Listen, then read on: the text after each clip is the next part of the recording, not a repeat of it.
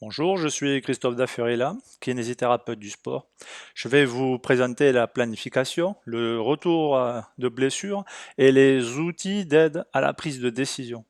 Je vais utiliser l'angle utilisé par Stéphane Morin dans les thèmes de l'INSEP.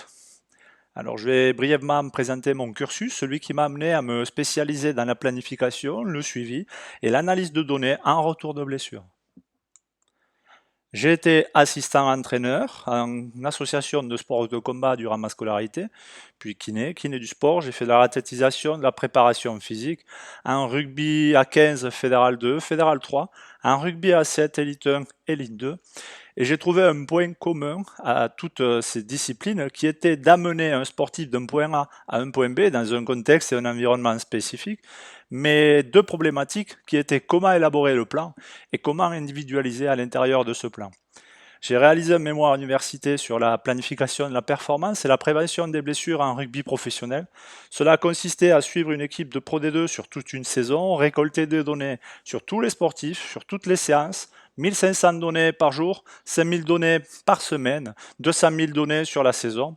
Et je réalisais des rapports hebdomadaires sur les stratégies favorables à la performance et à la prévention des blessures. Suite à ça, Stéphane Morin m'a demandé de faire le transfert à la rééducation, au réentraînement, à la kiné du sport. Et j'ai intégré le staff de l'équipe de France de karaté dans le projet olympique Tokyo 2020 où je réalise le suivi des athlètes. En parallèle, je travaille dans mon cabinet libéral où j'utilise la même méthodologie. L'objectif va être de présenter les problématiques de test, d'analyse des résultats de test et le faible nombre de données que nous avons à disposition aujourd'hui en retour de blessure pour nous aider dans la prise de décision et pour nous aider dans l'individualisation. Alors nous allons modéliser la performance par un cylindre.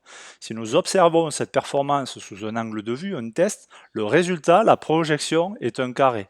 Le premier point ici, c'est que la projection de la performance n'est pas la performance. Après une séance, la performance est modifiée, la projection devient un rectangle. Le deuxième point, c'est que malgré les corrélations, l'évolution de la projection de la performance n'est pas l'évolution de la performance. Si nous utilisons d'autres tests, le test isocinétique, la projection sera une projection de test isocinétique. Si nous utilisons la charge d'entraînement, la projection sera une projection de charge d'entraînement. Alors la question des tests des suivis lève la notion de planification qui est de déterminer des objectifs et les obstacles à surmonter. Les tests et les suivis vont nous permettre d'obtenir des résultats pour comparer ces résultats avec les objectifs que nous avons déterminés et évaluer l'efficacité de notre prise en charge. Mais on a une autre vision fondamentale qui est celle de la programmation, de l'élaboration des contenus. Quels tests allons-nous utiliser pour individualiser nos prises en charge tout au long du processus de retour de blessure? Pour optimiser les délais de retour de blessure, pour limiter les risques de récidive, nos tests se doivent d'être biopsychosociaux. Ils doivent prendre en considération à la fois le staff médical, le staff sportif et l'ensemble de l'environnement psychosocial du sportif. On va donc avoir un catalogue d'informations à prendre en considération pour pouvoir individualiser sur tout le processus du retour au sport, pour pouvoir individualiser pour la programmation. Si on prend l'exemple d'un post-op d'instabilité d'épaule chez un rugbyman, nous devons planifier, programmer. La littérature scientifique nous donne un delta de retour qui est assez variable entre 4 et 6 mois. Des phases intermédiaires, phase aiguë, subaiguë fonctionnelle, retour à la spécificité. Et les nécessités seront donc d'évaluer, de faire des tests lors de chaque phase. Ces tests devront être biopsychosociaux, mais nous devrons les faire chaque semaine, tous les jours, toutes les séances, quel que soit le type de séance, quel que soit l'intervenant. Cela va pouvoir représenter 6000 données dans ce genre de prise en charge. Je vous laisse voir dans les bilans actuels que vous avez à disposition combien de données sont disponibles pour vous aider dans la prise de décision ou dans l'individualisation jour après jour. Si nous voulons avoir des projections de réalité augmentée, nous devons faire comme dans l'effet de bullet time que vous avez pu voir dans Matrix, c'est-à-dire faire les points de vue sur la même performance au même moment, réaliser tous les tests sur la même séance. Dans le cas contraire, les risques encourus seraient que l'interprétation des résultats pourrait être faussée ou pire encore, nous pourrions avoir des illusions d'optique. La deuxième nécessité, ça va être la fréquence des tests. Si nous réalisons les tests une seule fois, en début de processus, l'image sera pixelisée. Si nous le faisons à la fin, ce sera identique. Si nous le faisons une fois à la première phase, à la troisième phase, l'image sera encore floue, il sera impossible d'individualiser sur le process. Nous devons donc faire les tests à chaque séance pour pouvoir individualiser et programmer.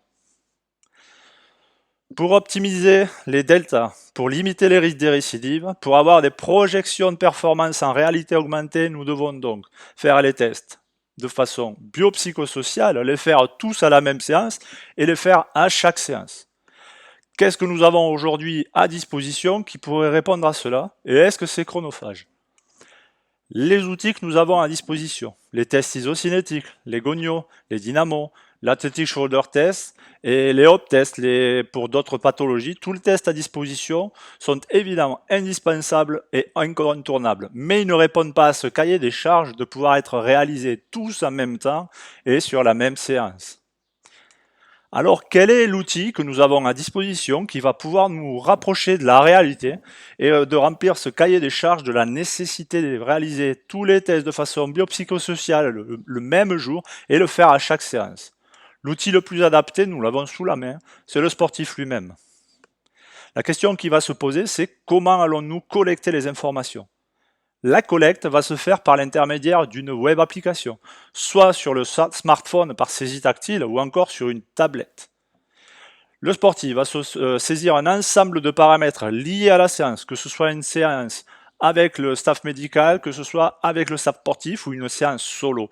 Il va y avoir des indications sur la séance elle-même, intensité, durée, fatigue, stabilité dans l'effort, confiance dans l'effort, mais aussi sur l'environnement psychosocial, motivation, bien-être, sommeil, douleur.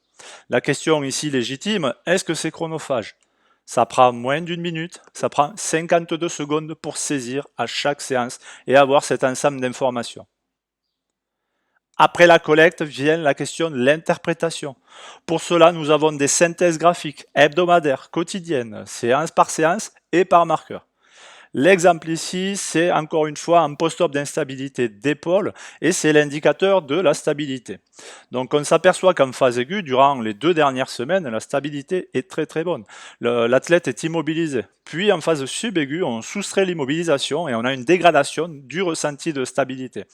En phase fonctionnelle, durant quelques semaines, un plateau, malgré l'augmentation progressive des difficultés de sollicitation en instabilité.